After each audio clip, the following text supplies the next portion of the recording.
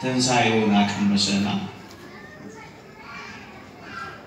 በዚያ በመጀመሪያው በቃና ዘገሊላ ሰርግ ቤት በዚያ የኢየሱስም እናት በዚያ ነበረች ተብሎ ተጽፎ ነበር።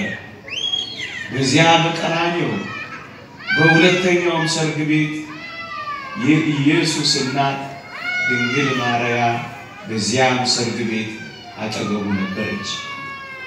ለዚህ ነው ወንጌል ለዚህ ነው የእግዚአብሔር ማዳን በሰርግ ተጀምሮ በሰርግ ነው ያበቃው ያልኳችሁ። ቅድስት ቤተክርስቲያናችን በዘውትር ቅዳሴዋ ሁሉ ጊዜ ሰርግ ቤት ነው ያለችው። በቅዳሴያችን እንዲህ ተብሎ ተጽፏል።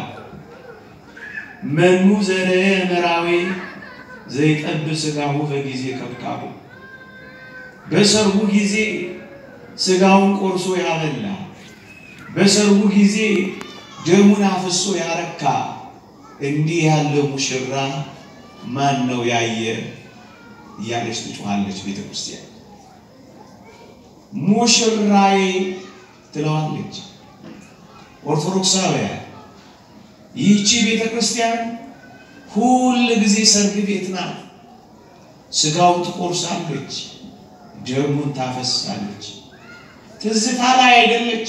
አንዳንዶች ትዝታ ላይ ናቸው፣ ሚሞሪ ላይ ናቸው። አንዳንዶች መታሰቢያ ላይ ብቻ ናቸው። እኛ ግን ሁሉ ጊዜ ዓርብ ላይ ነን። የሰርጉ ቀን ወደ ኋላ ዓርብ ላይ ወደፊት የዘላለም ሕይወት ውስጥ የምንገባው በቅዳሴያችን ብቻ ነው። ሙሽራችንን የምናገኝበት ከሙሽራችን ጋር የምንዋሃድበት ይህንን ሙሽራ ያየ ማን ነው ብላ ትጠይቅበት። ምን ያደረገ እንዴ?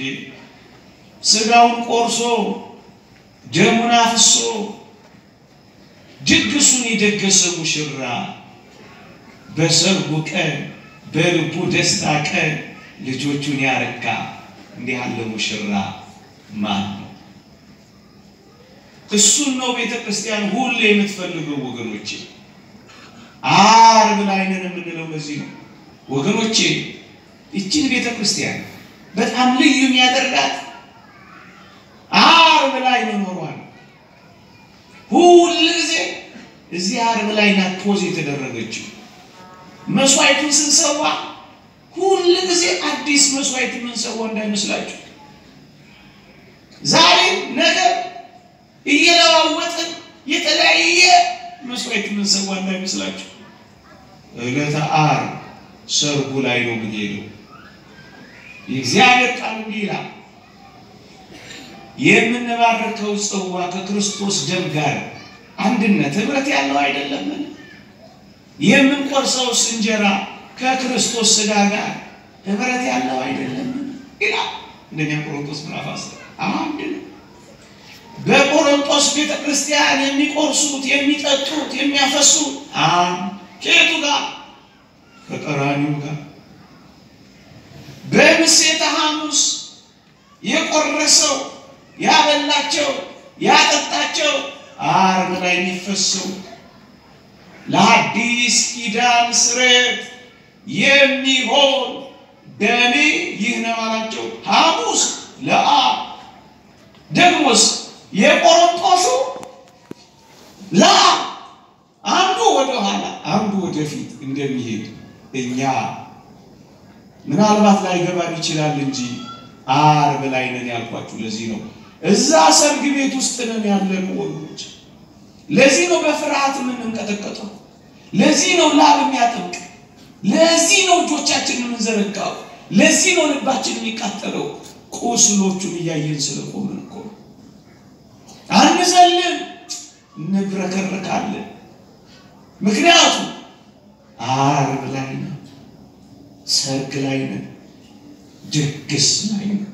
መኑ ዘረ መራዊ ዘይጠብስ ሥጋሁ በጊዜ ከብካቡ እንዲህ ያለ ሙሽራ አይታችሁ ታውቃላችሁ? ዓለም እንዲህ አይነት ሙሽራ አይታ ታውቃለች ወገኖቼ? እስኪ ትንሽ ጠይቃችሁ እውነት ነው እናንተም ታውቃላችሁ በቀይ ምንጣፍ ላይ ብዙ ሙሽሮችን ድረናል ኩለናል ሰይ እንኳን በቀይ ምንጣፍ ላይ የሚረማመዱ ሙሽሮችን እንኳን ዳር እንኳን ቋለም ሰይ ይሄን ሙሽራ ግን ላስታውሳችሁ በቀይ ምንጣፍ ላይ የተረማመደ ሙሽራ አይደለም እና አስካላችሁ ወይ ቀይ ደሙ ያራሰው ችንካር ላይ የተሞሸረ ሙሽራ አይታችሁ ታውቃላችሁ ምን ሙዘለ የመራዊ እንዲህ አይነት ሙሽራ አለ ይሄን ሙሽራ ነው ኑና ውጡና እዩ የሚለው በሰርጉ ቀን እናንተ ክርስቲያኖች አበባ የተነሰነሰላቸው ጽጌረዳ የተበተነላቸው ብዙ ሙሽሮችን አይተናል ድረናል ኩለናል ጥሩ ነው ግን አንድ ሙሽራ ላስታውሳችሁ ምን አይነት ሙሽራ አበባ የተነሰነሰለት ሙሽራ ሳይሆን አበባው ተራግፎ የጽጌረዳው እሾህ የተተከለበት ሙሽራ እንደ ክርስቶስ ያለ ይገኛል ይሄንን ሙሽራ ነውና ውጡና እዩት